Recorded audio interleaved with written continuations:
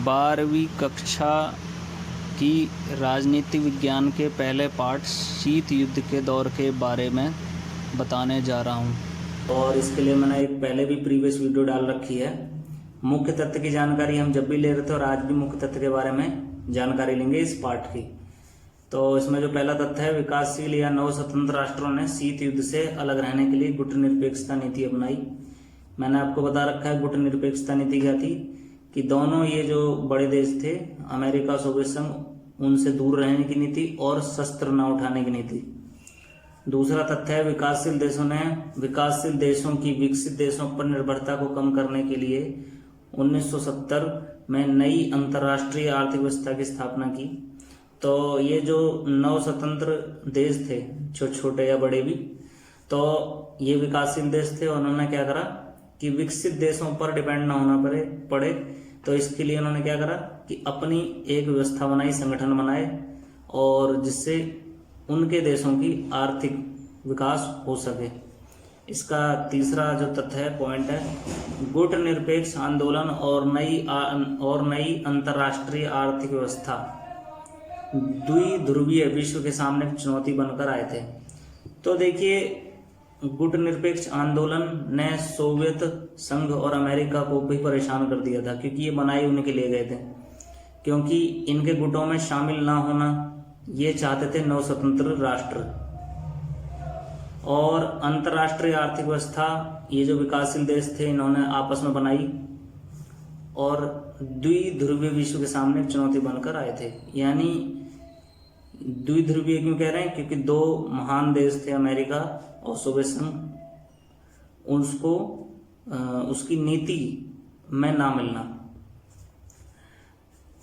Fourth जो इसका point है, चौथा तथ्य, आपसी सहयोग और विकास के लिए उत्तर दक्षिण संवाद तथा दक्षिण सहयोग जैसे संवाद को आरंभ किया गया। तो देखिए, इसमें जो विकासशील देश हैं तो उन्होंने क्या करा, आपसी सहयोग के लिए यानी अपने अपने देश की इकोनॉमी बढ़ाने के लिए इन्होंने क्या बातचीत करना चालू कर दिया, और उसके लिए इन्होंने छोटे छोटे संगठन भी बनाए। फिफ्थ जो पॉइंट है, पांचवा तथ्य, शीत युद्ध के दौरान परमाणु युद्ध की संभावना बनी हुई थी, लेकिन दोनों शक्तियों में शक्ति संतुलन ने युद्ध को वास्तविक रूप लेने से रोक दिया। कहने का क्या मतलब है कि दोनों देशों पे, अमेरिका और सोवियत संघ पे बराबर वेपन्स थे, हथियार थे, इस वजह से इनमें युद्ध हो ही नहीं पाया। शीत युद्ध के दौरान निशस्त्रीकरण के प्रयत्न स्वरूप विभिन्न संधियां व समझौते किए गए। तो देखिए, शीत युद्ध के दौर में क्या हुआ कि हथियारों से दूरी बनाए रखने के लिए निशस्त्रीकरण की नीति अपनाई गई। तो ये जो निशस्त्रीकरण की नीति थी ये ज्यादातर विकासशील देशों को अच्छी लगती थी, क्योंकि कारण क्या था, क्योंकि ना उन पे एक बड़ा आकार था देश का, ना उन पे इतने लोग थे, और ना उन पे एक नई तकनीक थी। इन्होंने कई संधियां की आपस में ताकि ये हथियार खरीदे ना अमेरिका या सोवियत संघ से, विकासशील देशों ने।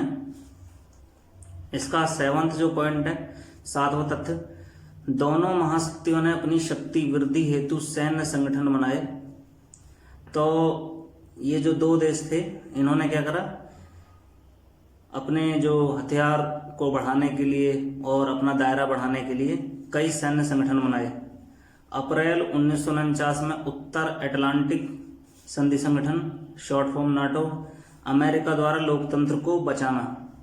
1954 में दक्षिण पूर्वी एशियाई संधि संगठन, सीटो, अमेरिका नेतृत्व साम्यवाद प्रसार को रोकना। 1955 में बगदाद पैक्ट केंद्रीय संधि संगठन, अमेरिकी नेतृत्व साम्यवाद रोकना। 1955 वार्सा संधि, सोवियत संघ नेतृत्व। ये आपको मैंने बता तो दिया है, लेकिन अभी आपको समझ में नहीं आ रहा होगा ये भाई ने क्या बता दिया। तो इसके लिए मैंने इनके लिए प्रॉपर डेफिनेशन मैं डायरेक्ट ही बता देता हूँ बिना लिखे, इसको जरा ध्यान से सुनिएगा। जैसे इसमें एक है पहला, उत्तर अटलांटिक संधि संगठन नाटो। इसका क्या मतलब है? उत्तर अटलांटिक संधि संगठन एक सैन्य गठबंधन है जिसकी स्थापना 4 अप्रैल 1949 को 1949 को हुई इसका मुख्यालय ब्रुसेल्स में है। संगठन ने सामूहिक सुरक्षा की व्यवस्था बनाई है, जिसके तहत सदस्य राज्य बाहरी हमले की स्थिति में सहयोग करने के लिए सहमत होंगे। अब इसमें एक सीटो संगठन भी है, इसके बारे में भी आपको मैं विस्तार में बता देता हूं। देखिए, सीटो का अर्थ क्या है? South East Asia treaty organisation, दक्षिण पूर्व एशियाई संधि संगठन, सीटो कहते हैं इसे शॉर्ट फॉर्म में। 1955 से 1977 तक अस्तित्व में था ये। इसके गठन के पीछे प्रमुख उद्देश्य साम्यवादियों की विस्तारवादी नीति से दक्षिण पूर्वी एशिया की रक्षा करना था। इसका मुख्यालय बैंकॉक में था। अब Australia, France, Britain, New Zealand, Philippines, Thailand और संयुक्त राज्य अमेरिका इसके सदस्य थे। अब इसमें एक है बगदाद पैक्ट केंद्रीय संधि संगठन, इसके बारे में भी जानकारी लेते हैं। ये फुल फॉर्म है इसकी, सेंट्रल ट्रीटी ऑर्गेनाइजेशन। सेंटो केंद्रीय संधि संगठन है जिसकी स्थापना 24 फरवरी 1955 में हुई।